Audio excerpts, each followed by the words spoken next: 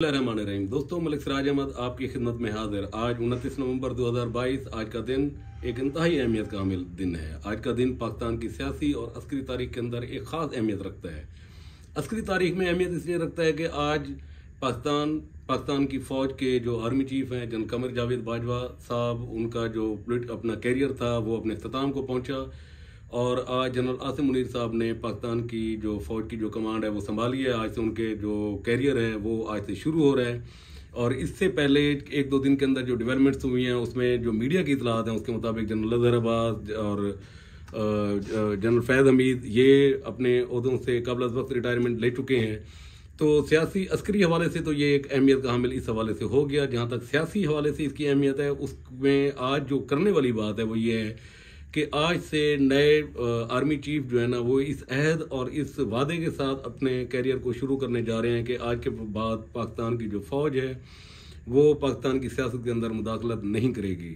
मेरा ख्याल है कि पाकिस्तान की आर्मी चीफ की तकरीर से भी बड़ी ये बात है कि अगर ये चीज़ हो जाती है तो ये वो मुतालबा है जो पाकिस्तान की सियासी जमातें एक मुद्दत से करती चली आ रही हैं। उनका कहना यह था कि जो आइन के अंदर इदारों की एक डोमेन मुकर्रर की गई है, एक हदूद मुकर्रर की गई है, उन इदारों को उन हदूद के अंदर उस डोमेन के अंदर काम करना चाहिए। बड़ी खुशाइन बात है पाकिस्तान की सियासत के लिए, पाकिस्तान की मईशत के लिए, पाकिस्तान के जो अवाम है उनके लिए कि हर इदारा अपनी अपनी अगर डोमेन के अंदर काम करेगा तो यकीनन इससे पाकिस्तान के जो आगे बढ़ने के चांसेस है वो ज़्यादा होंगे। तो हुआ क्या, ये आर्मी को ये वादा क्यों करना पड़ा और बतौर इदारा इसका बार बार ऐलान क्यों करना पड़ा? तो ये सिलसिला 2018 से भी पहले, बल्कि यूँ कह लें कि जनरल पाशा से शुरू हुआ।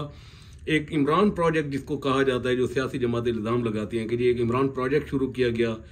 उस इमरान प्रोजेक्ट को किसी भी तरीके से इक़्तिदार में लाने के लिए जो 13 से 18 तक का जो पाकिस्तान मुस्लिम लीग नून का दौर था और ख़ासतौर पर मियां नवाज शरीफ का दौर था, उसके अंदर बहुत सारी डेवलपमेंट हुई। उसके अंदर तहरीक इंसाफ का 126 दिन का धरना भी था।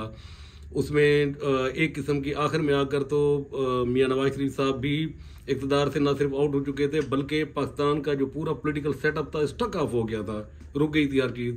अल्टीमेटली 2018 में बहुत सारी इंटरफेरेंस हुई इदारों की। सियासी जमात इल्ज़ाम लगाती हैं कि जी इवन के वो कहते हैं कि जी एक मखसूस विंग था इन इदारों का जो फ्रंट डेस्क के तौर पर काम कर रहा था, जो इलेक्टेबल से रब्ते कर रहा था, जो सियासी लीडरशिप से रब्ते कर रहा था, किसी को टिकटें छोड़ने की कहा जा रहा था, किसी को आज़ाद लड़ने की तरगीब दी जा रही थी, किसी को किसी पार्टी में शामिल होने की तरगीब दी जा रही थी।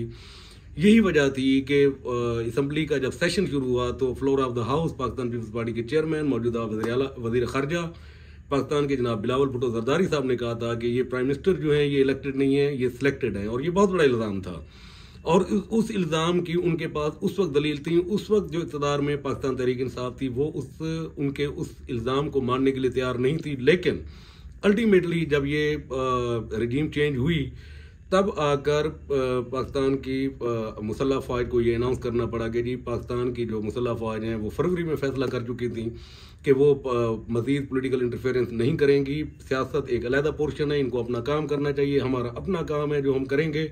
और ये एक अच्छी डेवलपमेंट थी। जैसे ही उन्होंने इसके ऊपर फैसला लिया और उसके ऊपर उन्होंने अमल दरामद शुरू किया और अपना जो रोल था वो किसी जगह से महदूद किया तो अल्टीमेटली नतीजा ये निकला कि इन हाउस चेंज आया। और उस इन हाउस चेंज के अंदर जनाब इमरान खान साहब की जो हुकूमत थी वो ख़त्म हो गई। एक पीडीएम की गवर्नमेंट, एक कोलिशन गवर्नमेंट यहाँ पर फॉर्मेट हुई। अब एक सबसे बड़ा इस वक्त जो पिछले कई अरसे से एक इशू चला रहा था कि पाकिस्तान की जो आर्मी के जो चीफ होंगे वो कौन होंगे, तो पिक एंड चूज का एक इशू था कि किसकी पसंद होगी किसकी नापसंद होगी। सद शुक्र, बड़ी अल्लाह का शुक्र है कि इसके अंदर इस वक्त किसी भी सियासी जमात की पसंद नापसंद शामिल नहीं है। बुनियादी तौर पर एक बुनियादी असूल को अपनाया गया और उम्मीद करते हैं कि नेक्स्ट टाइम आगे भी ये असूल इसी तरीके से कार फरमा होगा कि सीनियरिटी की बेस के ऊपर जो टॉप 2 थे उनको आर्मी चीफ और joint chief of staff committee जो है ना यहाँ पर मुंतखब किया गया। तो ये एक बहुत अच्छी एग्जाम्पल सेट हुई है इस दफ़ा कि आप जब पिक एंड चूज करते हैं तो फिर आपके लिए आप पूरा का पूरा उस सिलेक्शन का बर्डन अपने ऊपर ले लेते हैं। जो पॉलिटिकल लीडरशिप थी, अगर ये फॉर्मेट बना दिया जाए इस तरीके से कि जी जो सीनियरिटी की बेस के ऊपर आ रहा है तो वही आर्मी चीफ होगा, तो एक तो वहां भी कंफर्टेबल जोन होगा आर्मी के अंदर, दूसरा इनके ऊपर भी ये बोझ नहीं आएगा। जनरल आसिम मुनीर ने आज वो जादू की छड़ी अपने हाथ में ली है। उम्मीद करते हैं कि पाकिस्तान की जो सियासत है इसका आने वाले दिनों के अंदर एक बड़ा पॉजिटिव आपको एक रोल नजर आएगा। पाकिस्तान की सियासत अभी मुस्तकबिल करीब में भी और आगे भी अगर इस चीज के ऊपर अमल दरामद होता है कि पाकिस्तान आर्मी पाकिस्तान की सियासत से दूर रहेगी, तो यकीनन एक बहुत बड़ी चेंज आएगी, एक नई डेवलपमेंट होगी। बहुत सारे जो है ना सिनेरियो आपको मुख्तलिफ नजर आएंगी, बहुत सारी लीडरशिप ऊपर और नीचे होती हुई नजर आएंगी आपको। जो ले पाले थे वो खत्म होंगे, गेट नंबर 4 की एंट्री बंद होगी, गमले खत्म होंगे, नर्सरियां खत्म होंगी। वो शख्स सर्वाइव करेगा जिसको अवाम की पजीराई और अवाम की हिमायत हासिल होगी। पॉलिटिकल लीडरशिप के ऊपर भी वजन होगा कि वो गैर जरूरी रास्ते अख्तियार करने की बजाय पब्लिक की अवाम की जो मुतालबात है उनके गौर करेंगे, उनके ऊपर काम करेंगे, लोगों की मुश्किलात और मसाइल को हल करने की कोशिश करेंगे और अपनी परफॉर्मेंस की बुनियाद के ऊपर, अपनी कारकर्दगी की बुनियाद के ऊपर वो लोगों से वोट मांगने के लिए जाएंगे। तो ये एक पॉजिटिव साइन है, लोगों के लिए भी पॉजिटिव साइन है, पाकिस्तान की सियासत के लिए एक अच्छा शगुन है। पाकिस्तान की जो मुसल्लह फौज है उनकी नेक नामी में इजाफा होगा। हम उम्मीद करते हैं कि जनरल आसिम मुनीर अपनी इस कमिटमेंट को पूरा करेंगे और पाकिस्तान की सियासत जो है वो आगे मजीद तरक्की करेगी। इंशाल्लाह नेक्स्ट किसी प्रोग्राम में दोबारा आपकी खिदमत में हाजिर होंगे।